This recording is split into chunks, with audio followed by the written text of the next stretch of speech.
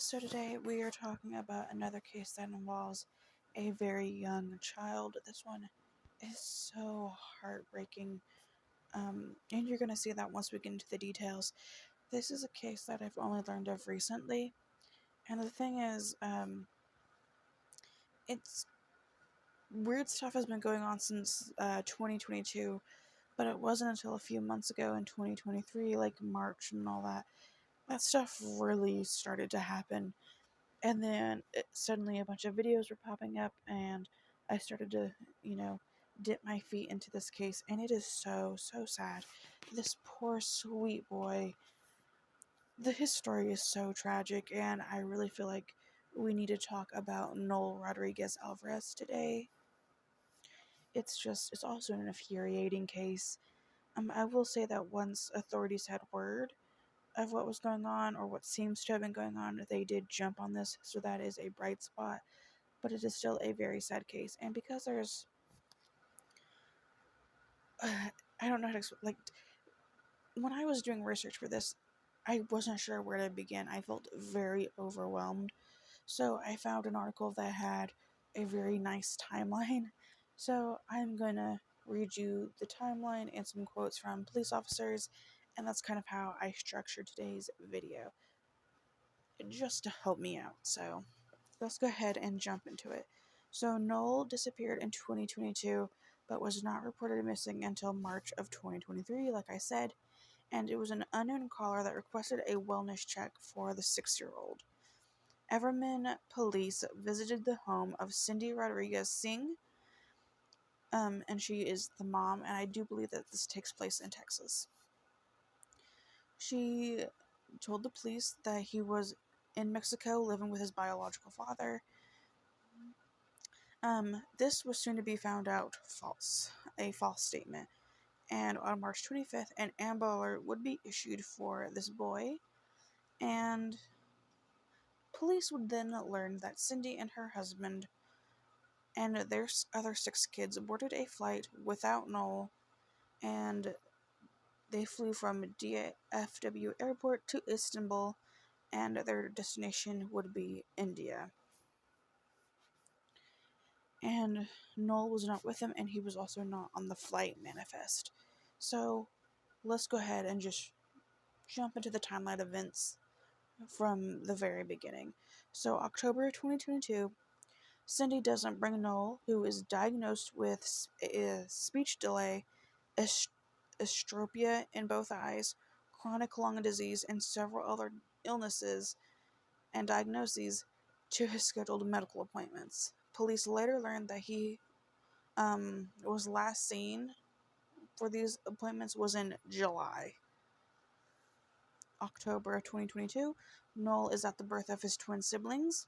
About a week later, witnesses say they see Noel, and he is described as unhealthy and malnourished. And this is the last time that police can confirm that he has been seen alive. November 1st, 2022, Cindy takes passport photos for 6 of her children. This does not include Noel. November 2nd, 2022, Cindy applies for passports for the family, not including Noel.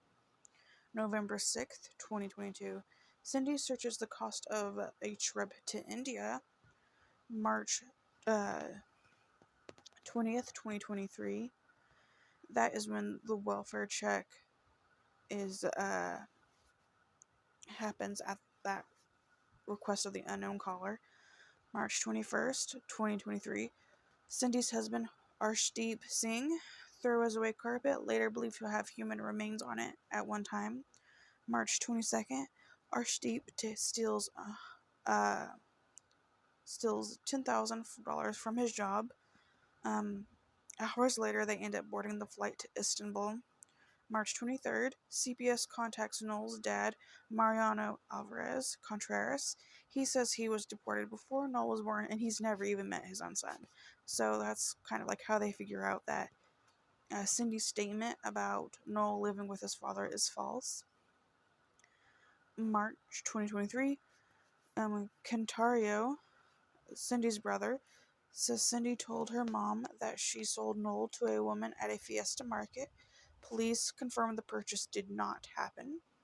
The brother also says Cindy withheld water and beat him with a set of keys. March, again, police talk to Charles Parson, who owns the property where Noel, Cindy, and Archdeep live in a shed with their 6 children. Yes, they literally live in a shed. Um, and Charles says he hasn't seen Noel since Thanksgiving of 2022.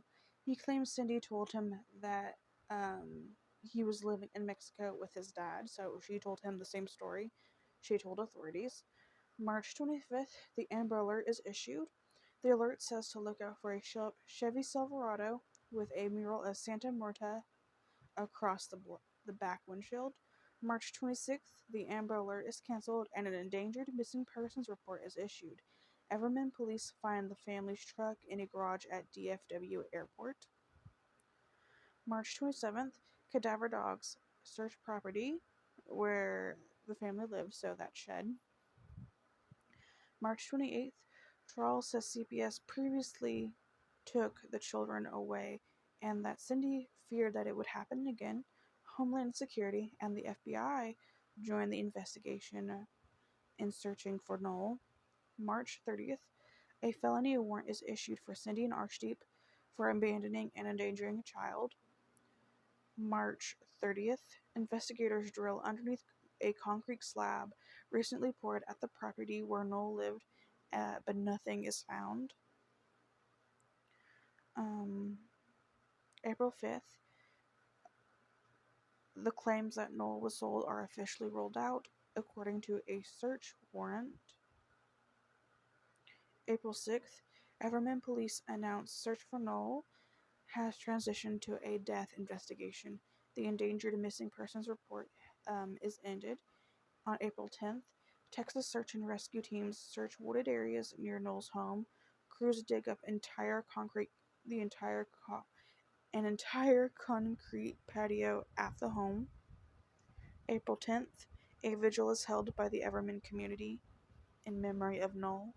On April 11th, Everman Police Department announced Archdeep disposed of a large carpet prior to fleeing the country, and they say that they believe human remains were on that carpet at one time. April 18th, police says Cindy allegedly told others that Noel was possessed, evil, and a demon, and that she feared he would hurt her twins, so the newborn twins.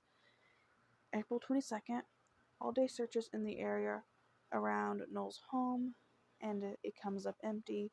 A data-led teams search areas within a few square miles of the home.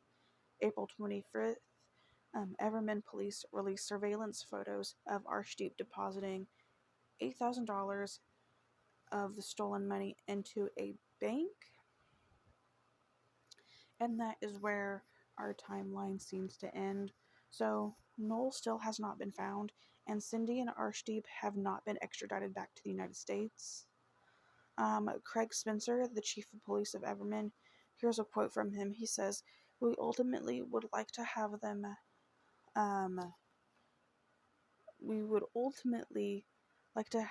here so we can interview her and him and the rest of the children and find out what happened," end quote. So, the Everman community, they have rallied together in the search for Noel, and it's actually incredible to have seen this, how quickly they got together, the vigil they held for him, all the posts about him. The city council has even decided to name a park playground after Noel. So the community definitely has his back, even if his own family doesn't. So that is where we are. This is a very condensed version of the case. I know that Danielle Hallen and Stephanie Harlow, they both did more in-depth videos. There's just more information to each of these dates. I was just very overwhelmed, so I thought it would be easier to just do a condensed timeline version, and we go through each date and tell you the big stuff that was happening. If you want a more in-depth video, I would go check them out. But that is currently where we sit on Noel's case, unfortunately. I think he was being abused for a very long time. I think Cindy, there was something wrong with Cindy. She believed that this little boy was possessed, evil. I don't know if it's because he had so many diagnoses and illnesses that she just assumed that because there was something wrong with him, he was possessed, which is absolutely disgusting. Um, and I think she used that as a reason to hurt him. And I think one day, either they beat him so much that he passed, um, and neighbors had said that they had seen him and he looked unhealthy and malnourished. Maybe he wasn't getting the food or water that he needed and he passed away that way. But I do believe that he's no longer with us. Otherwise, I don't believe they would have fled the country. I definitely think that the parents did something absolutely despicable to that little boy. And I hope that they are brought back to this country. They find some evidence of what happened, and these two pieces of absolute shit get locked up for the rest of their life because they don't deserve to walk free after what they surely have done, allegedly. Um, I just, my heart aches for little Noel. Like, he's just a little boy. Looking at the photos of him, um, it's absolutely disgusting. He was not evil, he was not possessed. He just wanted to be loved and he didn't get that. And I feel so sorry for the other children that are stuck in these two monsters' care because I'm sure that they're getting probably similar treatment that Noel was getting. And I hope that these monsters get their karma, and I hope that those children are taken out of their care and then they can go to a family that can actually take care of them and love them like they're supposed to be. And I hope that Noel is at peace, and I hope he gets justice. I'm about to start crying, so thank you so much for listening to his story, and I will see you guys in the next video. Bye, guys.